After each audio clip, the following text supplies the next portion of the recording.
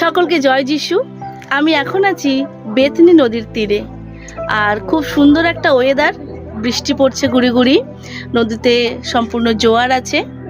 আর যখনই আমি কোনো নদীর পাড়ে বা সমুদ্রের তীরে যাই, আমার মনে পড়ে প্রভু যিশু তার শিষ্যদের বলতেন, চলো আমরা ওপারে যাই। আমরা প্রত্যেকেই কিন্তু এখন এপারে আছি, কিন্তু আমরা কিন্তু থাকতে আসিনি, আমাদেরকে যেতে হবে ওপারে। যখন প্রভু যিশু আপনার জীবনের নৌকায় থাকেন, তখন আপনি কিন্তু ওই পরপারে নির্বিঘ্নে পৌঁছতে পারেন।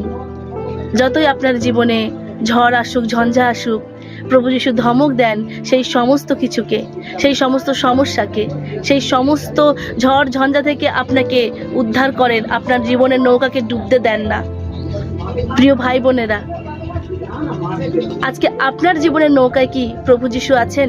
আপনার কি মনে হচ্ছে আপনি ডুবে যাচ্ছেন? আপনার কি মনে হচ্ছে আপনি সার্ভাইভ করতে পারছেন না? জীবনের ঝড়, নানান সমস্যার ঝড় আপনাকে গ্রাস করছে, আপনাকে চুরমার করে দিচ্ছে, আপনাকে ভেঙে দিচ্ছে। তাহলে আপনি যিশুর নৌকার সওয়ারি হয়ে যান, যিনি আপনাকে নির্বিঘ্নে এই জীবনের বৈতরণী পার করাবেন।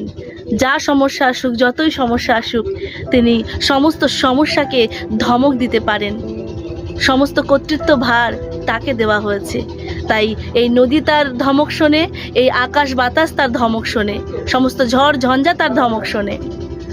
প্রিয় ভাই বোন, যখন যিশু আমাদের জীবনের নৌকায় থাকে, আমরা নির্বিঘ্নে সেই জীবনটা পার হতে পারি। ঈশ্বর প্রত্যেককে আশীর্বাদ করুক।